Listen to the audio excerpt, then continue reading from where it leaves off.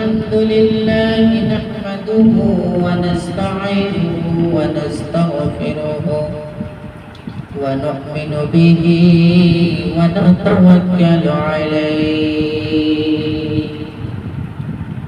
ونعوذ بالله من شرور أنفسنا من سيئات أعمالنا من يهده الله فلا مضل له ومن يضلله فلا هادي له ونشهد أن سيدنا وسندنا وحبيبنا وحبيب ربنا محمدا عبد الله ورسوله الذي أرسله بالحق بشيرا ونذيرا وداعيا إلى الله بإذنه وسراجا منيرا أما بعد فقد قال الله تعالى في كلامه المجيد والفرقانه الحميد إن الله وملائكته يصلون على النبي يا أيها الذين آمنوا صلوا عليه وسلموا تسليما اللهم صل على محمد وعلى آل محمد كما صليت على إبراهيم وعلى آل إبراهيم إنك حميد مجيد اللهم بارك على محمد وعلى آل محمد كما باركت على إبراهيم وعلى آل إبراهيم إنك حميد مجيد तेरे सिवा महबूब इलाही कोई नहीं है कोई नहीं तेरे सिवा मौजूद हकीकी कोई नहीं है कोई नहीं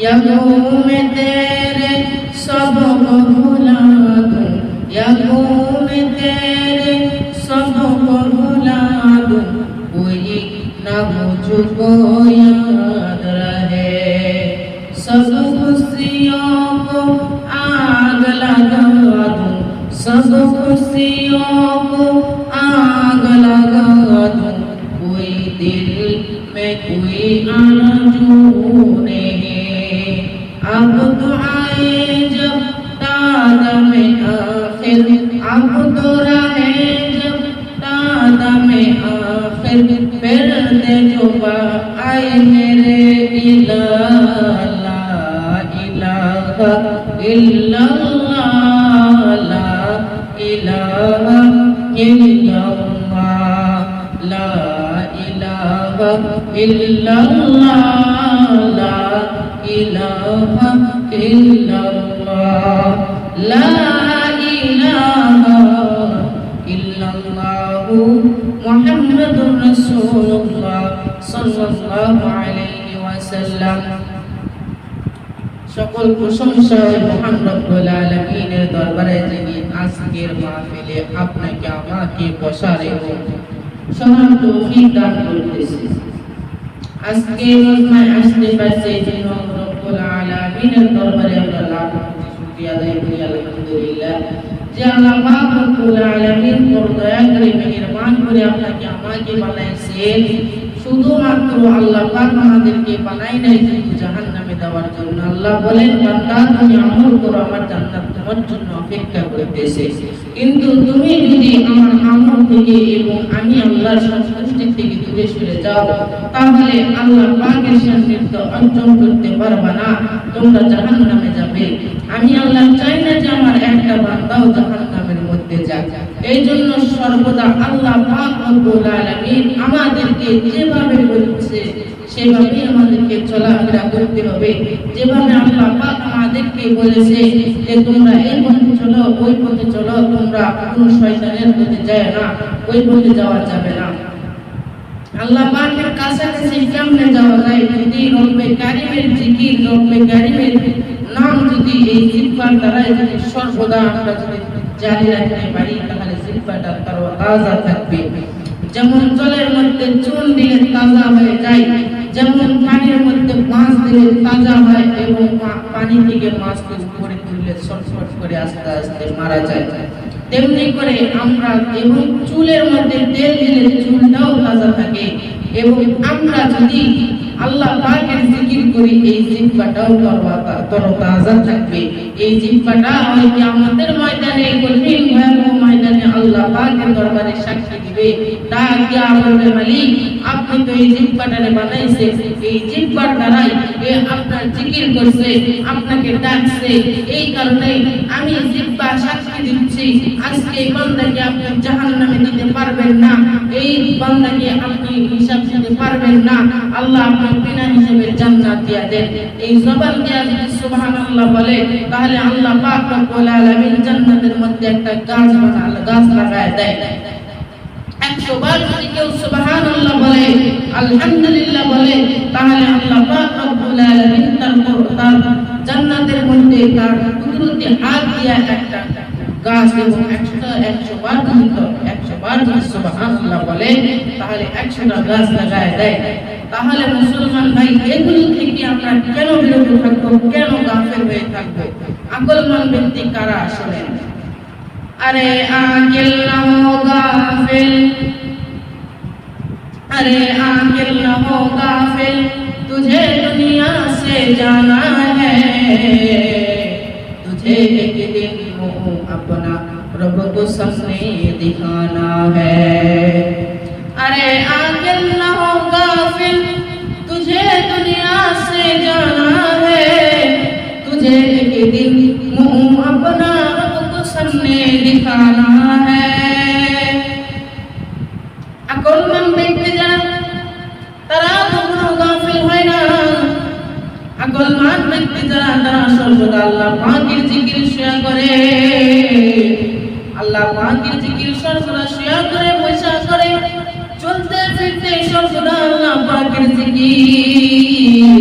এই জিহ্বার দ্বারাই আল্লাহ পাকের জিকির করতে থাকে, এই জিহ্বাটা নাড়াইতে থাকে সুবহানাল্লাহ ওয়ালহামদুলিল্লাহ লা ইলাহা ইল্লাল্লাহ, সর্বদা এই জিকির করতে থাকে, আল্লাহ পাক খুশি হয়ে যায়। আকলমান ব্যক্তি যারা, তারা সর্বদা আল্লাহ পাকের জিকির করে। আর যারা গাফিল, তারা আল্লাহ পাকের জিকির থেকে দূরে সরে যায়, আল্লাহ পাকের জিকির করে না এবং আল্লাহ পাকের জিকিরের মজা পায় না। যারা আল্লাহ পাকের জিকির করে, আল্লাহ পাকের জিকিরের মজা পায়, এবং যারা আল্লাহ পাকের জিকির করে না, তারা আল্লাহ পাকের জিকিরের মজা পায় না। আর অনেক ব্যক্তি, অনেক বান্দা আল্লাহর বান্দা বলে যে জিকির করা যাবে না, জিকির করা বেদাত। আরে বেটা, জিকির যদি করো তাহলে তোমার জিহ্বা তাজা থাকবে, তোমার অন্তরের মধ্যে যেই, কলবের মধ্যে যেই ময়লাগুলো কালি হয়ে গেছে, ওই কালিগুলো পরিষ্কার হয়ে যাবে, কালিগুলো পরিষ্কার হয়ে যাবে, এবং তুমি মালিকের কাছাকাছি হয়ে যাবা। যখন তুমি জিকির করো, সব জিহ্বা নাড়ায় নাড়ায় বলে সুবহানাল্লাহ ওয়ালহামদুলিল্লাহ লা ইলাহা ইল্লাল্লাহ। ওই আরশে আসিমের মধ্যে একটা খুঁজি আছে, ওই নূরের খুঁটি নড়াচড়া শুরু করে দেয়, আল্লাহ পাক ডাক দিয়া বলে, এ খুঁটি তুমি কেন নড়ো?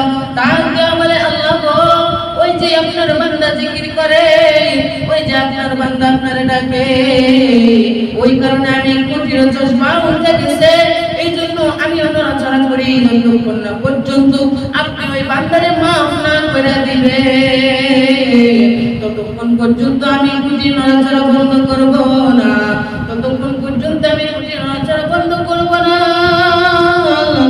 এই কথা বলে আল্লাহ পাক ডাক দিয়া বলে, কুটি ওই বান্দাকে আমারে দেখেছে, কুটি ডাক দিয়ে বলে না আল্লাহ আপনারে দেখে নাই, কুটিকে ডাক দিয়া বলে আমার জাহান্নামকে দেখছে, ডাক দিয়া বলে না আল্লাহ দেখে নাই, কুটিকে ডাক দিয়া বলে ও কুটি আমার জান্নাতকে দেখছে আমার ওই বান্দা, ডাক দিয়া বলে কুটি না আল্লাহ আপনার জান্নাত তো দেখে নাই, আল্লাহ ডাক দিয়া বলে আমারে দেখে নাই, আমার জান্নাতকে দেখে নাই, আমার জাহান্নামকেও দেখে নাই, তবু আমি মালিকের জিকির কেন করে? কুটি ডাক দিয়া বলে ও মালিক আপনারে খুশি করার জন্য আপনার ভয়ে জিকির করে, আপনার জিকির করে, জিকিরের ওসিলা কইরা যদি আপনি ওই কাল কিয়ামতের ময়দানে ওই কঠিন ভয়াবহ ময়দানে আপনি মাফ করে দেন, এই ওসিলা কইরা আপনার ওই বান্দা জিকির করে আর চোখের পানি ছড়ায়া দেয়, ওগো মালিক আল্লাহ ওই বান্দারে আপনি মাফ করে দেন।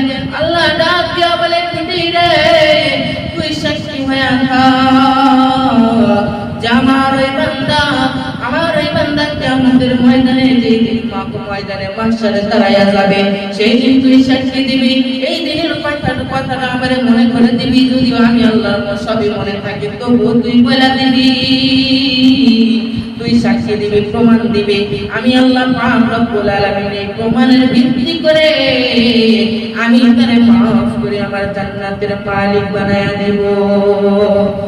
এই জন্য মুসলমান ভাই আমার জিহ্বাটা নাড়ায়া নাড়ায়া সদা জিকির করতে হবে এবং চোখের পানি ছেড়ে কান্না করতে হবে। আল্লাহ পাক ডাক দিয়া বলে ফালইয়াদহু কালিলাও ফালইয়াদহু কালিলাও ওয়া ইয়াবকু কাসীরা, কম করে হাসো বেশি বেশি করে কাঁদো। আজকে তো আমরা কম করে হাসি না, আমরা বেশি বেশি করে কাঁদি না, আমরা কম করে হাসি, আমরা কম করে হাসি না, আমরা বেশি বেশি করে হাসি, আর কম করে কাঁদি না, আমরা কম করে বেশি করে কাঁদি না, কম করে কান্না করি। এই জন্য আজকে আমাদের কপালে এত বড় দুঃখ, এই জন্য আল্লাহ পাকের সন্তুষ্টি অর্জন করতে পারি না, আল্লাহ পাককে খুশি করতে পারি না। ওই যে তাহাজ্জুদের নামাজের মধ্যে ওই সাথে রব্বে করিমকে ডাক দিয়া বলো, দিল সে হর তমন্না रुखसुख हो गई, अब तो आजा अपनी खलवत हो गई, ओगो मली गई আপনার রহমতের চাইতে আপনার দয়া, আপনার গুনার চাইতে তো আপনার রহমত বড় গো মালিক, আমার গুনার দিকে না তাকায়া আপনার রহমতের দিকে তাকায়া আমার সমস্ত জিন্দেগির গুনাহগুলোরে মাফ করে দেন। এই কথা যখন বান্দা বলবে, আল্লাহ পাক ডাক দিয়া বলে বান্দারে কোন আগুন লাগায়া দিলি, এত পথে কোন আগুন লাগায়া দিলি, আমার রহমতের দিকে তাকাইলি, আমি আল্লাহ যা আমার রহমতের দিকে তাকায়া তোর সমস্ত গুনাহগুলোরে মাফ করিয়া দিলাম। এই জন্য জবান দিয়ে সর্বদা জিকির করতে হবে, আল্লাহ পাককে ডাকতে হবে, তবে আমরা আল্লাহ পাকের আশিক হইতে পারবো। আল্লাহ পাকের আশিক যদি হইতে পারি, তবে আল্লাহ পাক যদি আমাদের প্রতি খুশি হয়ে যায়, পৃথিবীর সব কিছু আমাদের প্রতি খুশি হয়ে যাবে। আল্লাহ পাক ডাক দিয়া বলে বান্দা, কোন বান্দা যদি আমারে খুশি করতে পারো তাহলে আমি আল্লাহ পাক খুশি হয়ে যাব। আমি আল্লাহ পাক যদি খুশি হয়ে যাই, এই পৃথিবীর যত মাখলুক যত সৃষ্টি আছে সব কিছু তোমার প্রতি খুশি হয়ে যাবে। আর আমি আল্লাহ পাক যদি তোমার উপর রাগান্বিত হয়ে যাই, আমি যদি তোমারে ঘৃণা করি, আমার সমস্ত মাখলুক আমি যত কিছু সৃষ্টি করেছি সব কিছু তোমারে ঘৃণা করবে, কেউ তোমারে ভালোবাসবে না, কেউ তোমারে পছন্দ করবে না, কেউ তোমারে ডাকবে না, কেউ তোমার জন্য দোয়া করবে না। কিন্তু আমি মালিককে যদি তুমি আমার মালিককে যদি বন্ধু বানাইতে পারো, তাহলে সব মাখলুকাত তোমার বন্ধু হয়ে যাবে। এই জন্য মুসলমান ভাই আমার,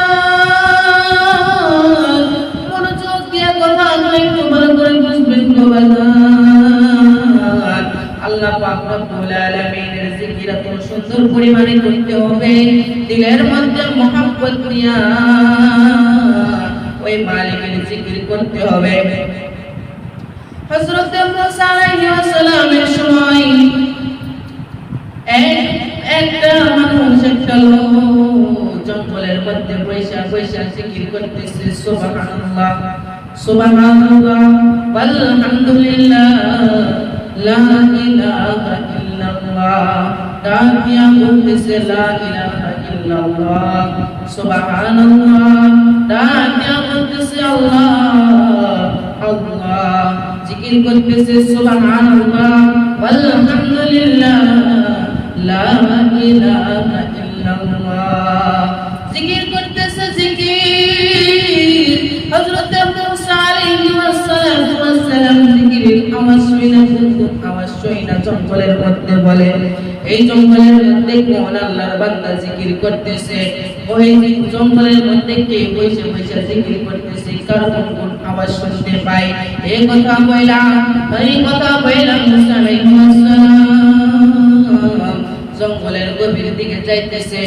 জঙ্গলের দিকে যাওয়ার পরে তা দেখে গাছের নিচে এক আল্লাহর বান্দা বসে বসে জিকির করতেছে, সুবহানাল্লাহ আলহামদুলিল্লাহ লা ইলাহা ইল্লাল্লাহ। জিকির করতেছে জিকির। আর মৌমাছির চাক গাছের উপরে আছে, মৌমাছির চাকটারে তার শরীরটারে পুরা আবৃত করে নিছে, গায়ের মধ্যে বই ফোটায় দিচ্ছে। তবুও সে চিৎকার করে নাই, তবুও সে কান্না করে নাই, তবুও সে ওখান থেকে সরে যায় নাই। এক হালতে ওখানে জিকির করতেছে। হযরত মুসা কালিমুল্লাহ ডাক দিয়া বলে, কে তুমি, কে তুমি যে জিকির করতেছো? যে মশার কামড়, মাছের কামড়, মৌমাছির কামড় খায়ও তুমি এখানে ধরো না। এই মশা মাছের কামড় খায়ও তুমি চিৎকার করো না। এই মশা মাছের কামড় খায়ও তুমি এখান থেকে সরে কেন যাও না? এই কথা বলতেছে কোন আল্লাহর বান্দা? কে তুমি, তোমার পরিচয় কি? এই কথা বলতেই থাকে। ওই জিকির করে ওই বান্দাটা কে বলে, আমি জিকিরের মধ্যে এমন মজা পাইছি, এই জিকিরের মধ্যে এমন স্বাদ পাইছি যে এই কারণে আমার গায়ে যে মশা মাছি আঘাত করতেছে, হুল ফোটায় দিচ্ছে, আমি কোনো কষ্ট অনুভব করতেছি না, আমার কোনো কষ্ট লাগতেছে না, আমি কোনো কষ্ট পাইতেছি না, আমার শুধু মজাই লাগতেছে, মজাই লাগতেছে। আর শোনো হে আল্লাহর বান্দা, আমি এখানে 1-2 বছর না, 1-2 দিন না, 10 দিন না, 12 দিন না, 40 দিন না, আমি 2 বছর না, 4 বছর ধরে আমি এই কাছে জিকির করতেছি, সুবহানাল্লাহ আলহামদুলিল্লাহ লা ইলাহা ইল্লাল্লাহ। 400 বছর ধরে এই গাছের নিচে আমি জিকির করতেছি। এই কথা শুনে মুসা কালিমুল্লাহ অবাক হয়ে গেলেন, অবাক হয়ে গেলেন। এই কি কথা শোনাইলো? 400 বছর ধরে একটা মানুষকে গাছের নিচে বসে জিকির করতে পারে, তার কি পিপাসা লাগে না? তার কি কোনো খাওয়ানোর কোনো প্রয়োজন হয় না? তার কি কোনো কিছুই প্রয়োজন হয় না? তার কি ক্ষুধাও লাগে না? এই কথা বললাম মুসা কালিমুল্লাহ ডাকিয়া বলে, আল্লাহর বান্দা, তোমার দিলের তামান্না কি আমার একটু বলো? ডাকিয়া বলে, ও আল্লাহর বান্দা, মুসা কালিমুল্লাহকে ডাকিয়া বলে, ওই ও আল্লাহর বান্দা, আমার দিলের 2টা তামান্না। প্রথম তামান্না হচ্ছে আমি ঠান্ডায় 1 গ্লাস পানি খাইতে চাই। এই কথা বললো। এই কথা বলার পরে মুসা কালিমুল্লাহ বলে, তোমার দ্বিতীয়টা? প্রথমটা বলে, তোমার প্রথম দিন তামান্নাটা কি? ডাকিয়া বলে, আমার দিলেন তামান্নাটা হচ্ছে এই জামানার পয়গম্বর মুসা আলাইহিস সালাতু ওয়াস সালামকে আমি দেখতে চাই। এই কথা শোনার পরে মুসা কালিমুল্লাহ ডাক দিয়ে মনে মনে বলে, যদি আমি বলে দেই যে আমি মুসা কালিমুল্লাহ, হয়তো দ্বিতীয় তামান্নার কথা নাও বলতে পারে। এই কথা বলার পরে ডাক দিয়ে বলে, ও আল্লাহর বান্দা, তোমার দিলের দ্বিতীয় তামান্নাটা কি আমারে বলো, আমি পূরণ করতে পারি কিনা দেখি। এই কথা বলার পরে ডাক দিয়া বলে, আমার দ্বিতীয় দিলের তামান্না হচ্ছে যে আমি ঠান্ডা এক গ্লাস পানি খাইতে চাই। এই কথা বলতে দেরি মুসা কালিমুল্লাহ ডাক দিয়া বলে, তুমি একটু দাঁড়াও, আমি ঠান্ডা এক গ্লাস পানি নিয়ে আসতেছি। এই কথা বলার পরে মুসা কালিমুল্লাহ পানি নিতে চলে গেল। পানি নিয়ে আসার পরে গাছের নিচে এসে দেখে ওখানে রক্ত পড়ে আছে। আর ওই আল্লাহর বান্দার ঘর থেকে বন্ধুটা আলাদা হয়ে গেছে, ঘরটা পড়ে আছে এক জায়গায়, বন্ধুটা পড়ে আছে আরেক জায়গায়।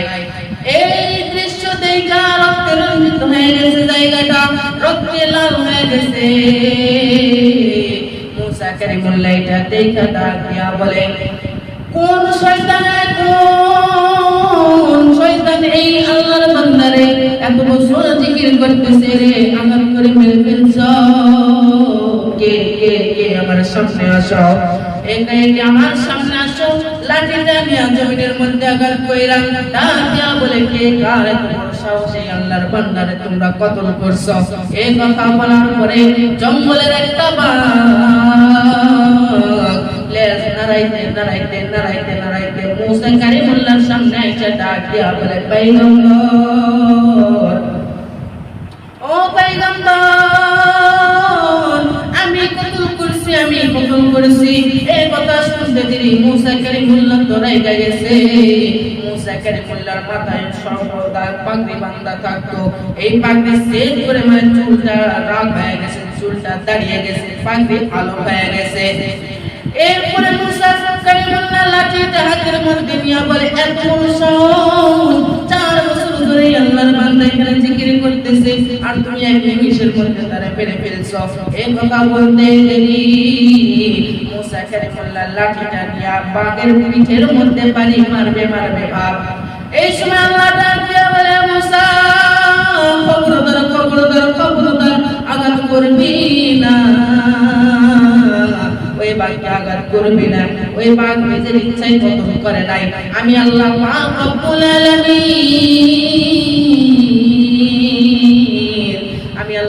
রব্বুল আলামিন বলছি তারে কতল করার জন্য। মুসা পয়গম্বর ডাক দিয়া বলে, গো মালিক, কেন গো আল্লাহ, কেন আঘাত করছেন, কেন মারতে বলছেন আল্লাহ, কেন মেরে ফেললেন আল্লাহ, আপনার হুকুম কেন দিয়েছেন। এই কথা বলতে আল্লাহ পাক রব্বুল আলামিন ডাক দিয়া বলে, মুসা রে, ওই বান্দা এতদিন 4 বছর ধরে এখানে জিকির করতেছে, ওই জিকিরের মাধ্যম দিয়ে আমি তার পিপাসা মিটায় দিয়েছি, ওই জিকিরের মাধ্যম দিয়ে তার খানা আমি মিটায় দিয়েছি, তার ক্ষুধা তৃষ্ণা সব কিছু মিটায় দিয়েছি। ওই জিকির করে তার কোনো ক্ষুধা লাগে না, তার কোনো পিপাসা লাগে না, কিন্তু তুই দেখা এক গ্লাস পানি চাইছে, এটা আমি আল্লাহ পাক রব্বুল আলামিন সহ্য করতে পারি নাই। এই জন্য আমি আল্লাহ পাক রব্বুল আলামিন ওই বাগের মাধ্যম দিয়ে আজরাইলকে পাঠায়া আমি তার জানটা কতল করে ফেলছি, তারে কতল করছি, কারণ আমি আল্লাহ পাক রব্বুল আলামিন চাই না আমার ওই বান্দায় পৃথিবীর জমিনের কোনো খাদ্য দ্রব্য, কোনো পানি, কোনো খানা তার পেটের মধ্যে যাক, কারণ আমি আল্লাহ পাক রব্বুল আলামিন বড় দয়া করে মায়া করে আমি আল্লাহ পাক রব্বুল আলামিন হাউজে কাউসারের পানি, সারা তহুরের পানি নিয়ে আমি আল্লাহ পাক রব্বুল আলামিন এখানে অপেক্ষা করতেছি আমার বান্দা কখন আমার কাছে আসবে আর আমি কখন তার এই পানিটা পান করায়া তার পিপাসা মিটাইয়া দিয়ে তার ক্ষুধা নিবারণ করে জান্নাতের মধ্যে প্রবেশ করায়া দিব। এই জন্য মুসলমান ভাই আমার, কেউ যদি জিকির করে জিকির, তাহলে আল্লাহ পাক রব্বুল আলামিন ওই জিকিরের মাধ্যম দিয়ে তার সংসারের অভাব দূর করে দেয়, তার সংসারের বালা মুসিবত দূর করে দেয়, তার সংসারের সমস্ত বালা মুসিবত থেকে আল্লাহ বাঁচায়া দেয়, তার সংসারের মধ্যে রিজিকের ব্যবস্থা করে দেয়, তার সংসারের মধ্যে আল্লাহ পাক রব্বুল আলামিন সর্বহালাতে সর্বদা আল্লাহর রহমত পয়দা করে দেয়। এই জন্য আল্লাহ পাকের জিকির সর্বদাই জিহ্বা নাড়ায়া করতেই থাকতে হবে। যদি জিকির করতে থাকি, জিকিরের মাধ্যম দিয়ে আল্লাহ তাআলার বন্ধু হইতে পারবো। আবার আল্লাহ রব্বুল আলামিন বলছে, আমার নবীর সুন্নতকে মাইনাস করে আমারে পাওয়া যাবে না। এই জন্য আমার নবীর সুন্নাত যেই তরিকায় জিকির করছে সেই তরিকায় তোমরা জিকির করবা, আমার নবী যেই তরিকায় চলছে সেই তরিকায় তোমরা চলবা। আমি আল্লাহ পাক রব্বুল আলামিন বলি নাই যে আমার অনুগত করতে বলি নাই। এই জন্য আল্লাহ পাক রব্বুল আলামিন তো বলছেন কোরআনে কারীমের মধ্যে, ইয়া আইয়ুহাল্লাযীনা আমানু আতিউল্লাহা ওয়া আতিউর রাসূল, তোমরা আল্লাহ ও রাসূলের অনুগত করো। আমি আল্লাহ বলি নাই যে আমার অনুগত করো, আমি আল্লাহ বলছি যে আমার রাসূলের অনুগত করো, আল্লাহর রাসূলের অনুগত করো। যদি আল্লাহ রাসূলের অনুগত করতে পারো তাহলে আমি আল্লাহর অনুগত করা হয়ে যাবে। আমার নবীকে যে মানে সে আমি আল্লাহকেও মানে, আমার নবীকে যে মহব্বত করে সে আমি আল্লাহকেও মহব্বত করে, আমার নবীকে যে ভালোবাসে সে আমি আল্লাহকেও ভালোবাসে। যে আমার নবীকে মাইনাস করে আমাকে পাইতে চাই সেটা কোশ্চেন কালেও সম্ভব নয়। আমার নবীকে আগে মানতে হবে, তারপরে আমাকে মানা। আমার নবীকে মানলে অটোমেটিক আমাকে মানা হয়ে যাবে। এটা আল্লাহ পাক রব্বুল আলামিন বলছে। এই জন্য নবীর সুন্নাহ পাবন্দি সর্বদা করব এবং নবীজির সুন্নাহ তরিকায় চলব। নবীজি বলছেন সিরাতে মুস্তাকিম সর্বদা সুন্দর পথ, সিরাতে মুস্তাকিমের পথে চলো। সিরাতে মুস্তাকিমের পথে যদি চলতে পারো কোনোদিন পথ ভ্রষ্ট হবে না। সিরাতে মুস্তাকিমের পথ থেকে যদি অন্য পথে চলো তাহলে পথ ভ্রষ্ট হয়ে যাবা, জাহান্নামের দিকে চলে যাবা, জান্নাতের অধিবাসী হইতে পারবা না, জাহান্নামের অধিবাসী হইবা। এই কারণে আমি যে পথ দেখাইছি সিরাতে মুস্তাকিম বা সুন্দর পথ, এই পথের মধ্যে চলো, তাহলে